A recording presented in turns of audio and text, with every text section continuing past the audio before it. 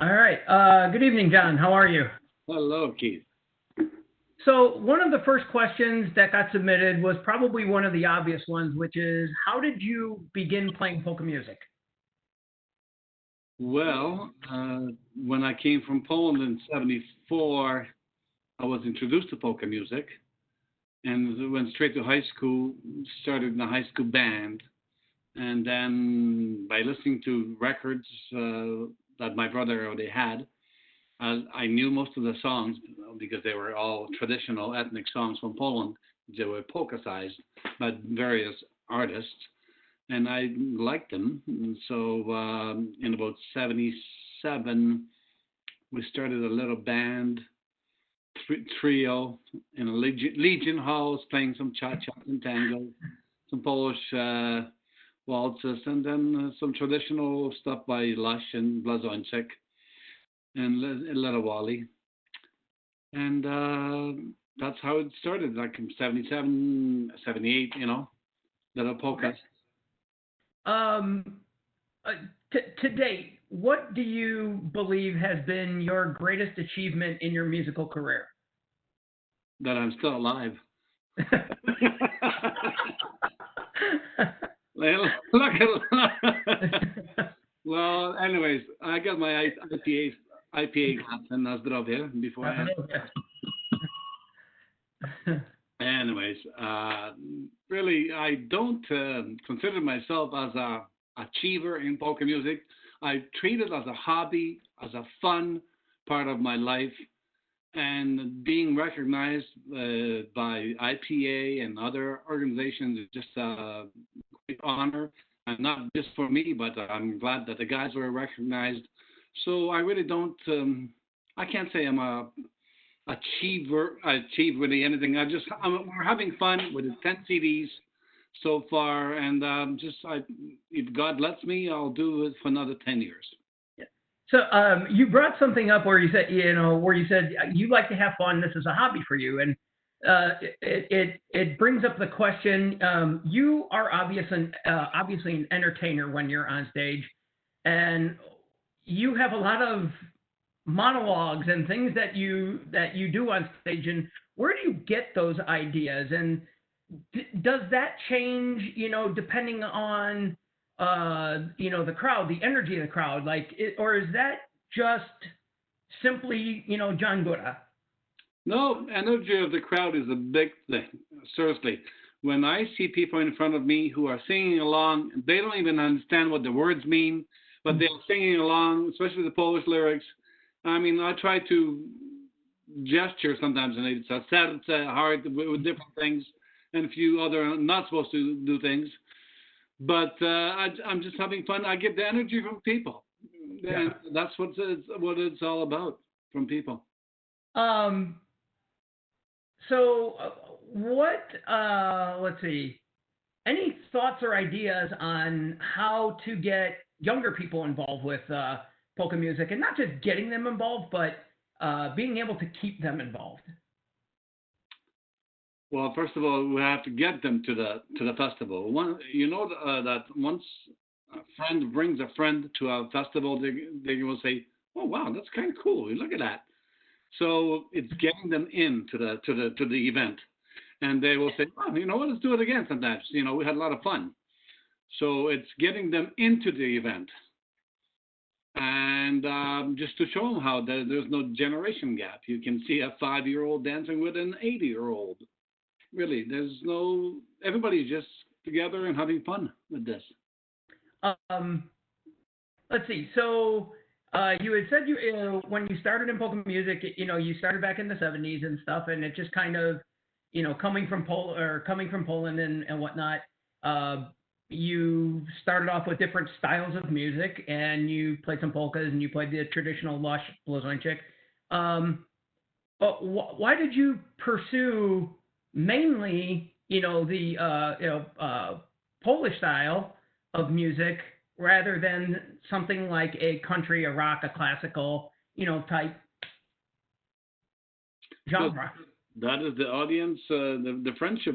I was introduced to people, hung around with people who loved that kind of music, and then going to festivals. My first big festival was Erie Polka Days in Pennsylvania, Mm-hmm. and seeing how people have fun. So I just being obviously knowing the language, that's a big advantage. I just like the Polish style. I mean, I love the Cleveland style. Some great musicians there. I mean, phenomenal musicians. But I just being because of my roots, I guess I stuck with the Polish style. Okay. This is probably a little bit harder question to answer. But the question Hold on, let me that was unbutton the shirt. Hold on. Okay, go ahead. the question that was asked was 10 years from now, do you still think polka music will exist among different clubs, still be festivals, and will the people be there? Half of the people won't be there. I mean, because the older people. The polka music will still exist. It will be because our kids, although a lot of our kids, polka people's kids, do not come out to the events, but still enough do that there will be festivals, some festivals, and numbers will probably not be as big, but it's not dying. It definitely it's dying, but not. It's going to be there for quite a while. Okay. What or how do you want John Gora to be remembered in the polka field? What do you want to be remembered for? That I did it for fun. I not really competitive. I never wanted to be an A band. Be like one of the musicians, friend of ours who played with our band sometimes said, "Hey, they're just a B band." I said, "That's great. No pressure. No pressure. We are having fun, and that's what it's all about." And in our band, everybody treating it, the friends, American friends. I wouldn't have a band. I wouldn't be talking to you about the awards today if it wasn't for my American brothers, musicians. So we're having fun. That's all. Okay. Has there ever been a time throughout your career where you simply just wanted to just give it up? You got tired of it, or you wanted to do something else? No, not really. It's because I always said this: we're having fun, keep going. If it becomes a chore, pack it in. Yeah. Very, very well stated. That's what I always said. And before we had started the meeting, your daughter was helping you, log on and get through this. And the question that was received was, how has your family supported you throughout your career? I'm very lucky. My wife, very understanding, lets me flirt around with the older ladies as long as they sign a check, No. My family has been really good. The kids like the music. They love the festivals. They have been very supportive, and playing at Milwaukee Polish Festival because fell for like 15 years in a row on Father's Day weekend. So I've never seen my family on Father's Day weekend. Yeah. So you miss some of the special days by being away, and we have to thank our families for understanding that we are doing our hobby that we love to do. So I'm very lucky in that sense, and same wife for the last 31 years. Another question was, as a Polish immigrant, how did you make the transition into polka music, which is not necessarily popular or no longer popular in Poland? Very easy. I was brought up in a village. My mom was in a ladies singing circle, singing at funerals, weddings, harvest festivals, and the ladies. So all these folk songs that supposedly some of our great, especially our late great Leda Wally, wrote, I knew those songs when I was a kid. So a lot of bands, kind of said, "Oh, this is our song." No, 90% of the Polish lyric songs are traditional folk songs. And I was brought up with the folk songs, and I love the way Americans and Canadian bands already polka-size them and put a beat to a structure. Because as you know, some of the Polish folk song is not exactly danceable sometimes, you know? Correct. Especially when you think of Gora music, you know, where they go, ah, you know. But so like Eddie B took a lot of those folk songs and he put a structure to them and just beautiful melodies, and that's what I fell in love with. Okay.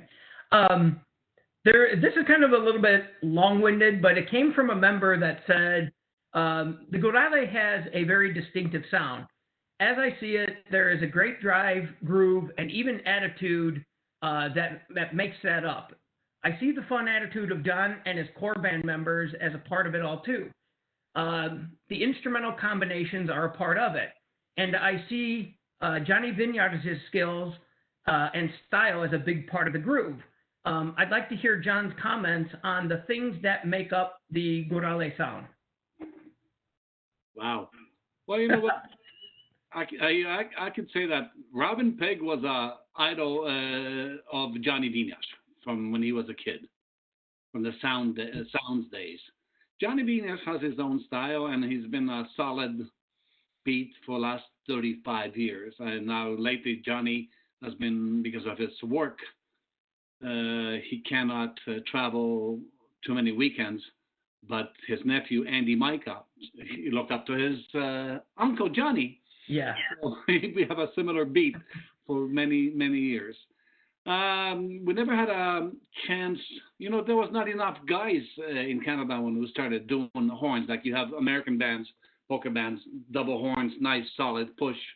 We never had the chance to do that because there were just not enough horn players. Because you could get an English guy, I'm talking Canadian guy, who could do the staccato and ta-ta-ta-ta-ta-ta-ta, you know, to play every note, but it's not from the heart like you American brothers do it, you know. So, I mean, we hooked up with Robbie Tchaikovsky so many years ago, and and it's been downhill. And I couldn't play a trumpet, so I tried a little bit of what I could on the clarinet. I used to play clarinet, believe it or not.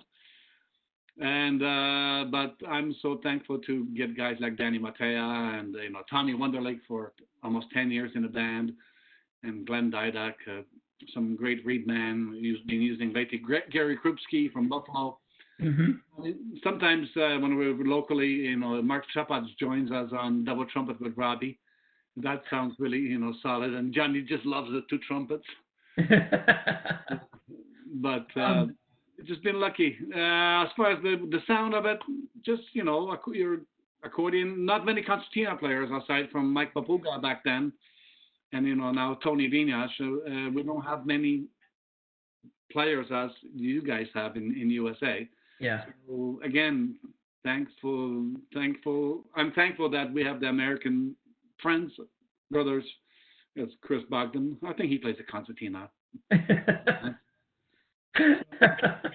What else I can tell you? We're having fun on the stage and joking around and whatever comes into mind. I never make a set list in my life. I just go with the flow. If somebody yells out a song, oh, we haven't played that. Oh, lyrics? Oh, I'm not sure. I'll make them up. Okay.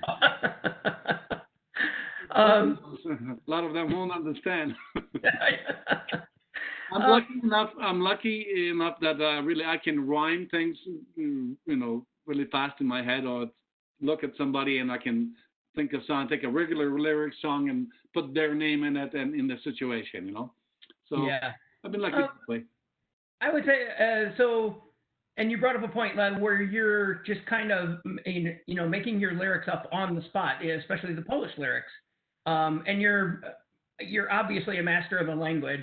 One of the questions was, does listening to someone who doesn't speak or understand the language and sing phonetically, you know, ruin or destroy a song for you? I mean, does it impact you? I have to tell you that maybe in early 90s, A lot of guys were doing, I mean, great musicians, and they were just butchering it. But within the last 15 years, really, a lot of the brother musicians, they send me email. How do you say this? Or can you send me lyrics for this? Polka musicians are trying their best to do it correctly, you know, phonetically, but they are really trying. I'm really glad they are. Good. And one of the last things that I have for you is, what is your funniest or best border crossing story over the years? And, do you have difficulties, coming and going across the border? We used to, yeah, there were times, for last 20 years, we've had work permits, so no problems at all. But we got to a border crossing one time. Our permit was supposed to be delivered, and we never got it, and we had to go to a job. We got to the border, and they say, look, we don't have the permit, but it's in your system. Well, the guys, depends who you get. Is no, sorry, can't go. They turned us back. We got back to my house, and an hour later, mailman comes, and the permit is there. And so we get back in the van and get to the border, and we got through no problem. So we have work permits through the American Federations of Musicians. We are all set. The other times really depend. If you're not sure about things, I got to tell you a little clue that for the bands who do not have permits, is you're going to play a religious event, you can get away. As long as you're not making money at a country, because you're taking the money and jobs away from our musicians. So, no real problems at all. Chris is trying to tell me there's a couple other questions that I'm not seeing. Chris, do you want to hop on and ask those questions? Yeah. So, John, there's a rumor that you will be having a Christmas CD coming out this year. Can you tell us about that rumor? Did Les Kapuscinski tell you that? No, yes, it wasn't Les. Yes, there was a rumor, and I will try my best. I mean, yes, I will have a CD. I wanted to record it in USA. I mean, the Ted Lang's place, or that's what we did the last CD. But we will do a Christmas CD, definitely. Whether it's going to be remote, like everybody does their part, so somehow. But yes, it's way overdue, and I do have the material, most of it. Yes, there will be a Christmas CD from Gora. Okay. Cool. And then there's one more that's kind of about the border crossing story, but I guess it's a bit different. And the question is, do you have a lot of difficulty going back and forth? So you have the work permit, you told us about that one story, but on a regular basis when we were playing, do you normally have a lot of issues going back and forth, or is it pretty smooth the majority of the time? You just say yes, sir, no, sir. You don't have to be a smart ass, and just yes, sir, no, sir. Plus, working at the border for 20 years kind of gives me experience and to know what to, tell them or expect. There you go. The best thing is be straightforward. Don't give too much information. Just answer the questions. Yes, sir, no, sir. Look at the officer's eyes. You're not hiding anything, even if you are. We only have 6 cases of beer. No, it's 12. Okay. Really, no, straightforward. Just they are human. Some of them think they're Superman or G.I. Joe, but just say yes sir, no sir, and then under your breath you say, you let out. That's it. Hopefully they will open it up soon. So far we heard a couple of days ago that till August 21st the border is closed. I mean, technically speaking, having a work permit, I can come to U.S. I can, but then when I come back, I have to be a 2-week quarantine. Quarantine. Yeah. So, that's what it is. On behalf of all of us here at the IPA, we want to thank you for calling in today and being our guest for our first time. So thank you so much. And once again, congratulations on not only winning the award here with the IPA, but the USPA as well. And we apologize that obviously it wasn't under our control that we had to cancel our event this year, but we promise that we will make good and have a great celebration with you and all the other award winners and Hall of Fame inductees. I want to thank you guys for having me on, and thank you to all the electors for voting for our CD. And once again, on behalf of all the guys that were on the CD, I just plug in, Ted Lang, Robbie Pietkowski, Al Pietkowski, Johnny Vinas, Greg Vinas, Danny Matea, Joe Popper, Glenn Didak, and thank you, Gary Ramey, for mixing it. It was great fun. I didn't expect it that much, but I'm glad the guys were recognized. Thank you again, everybody.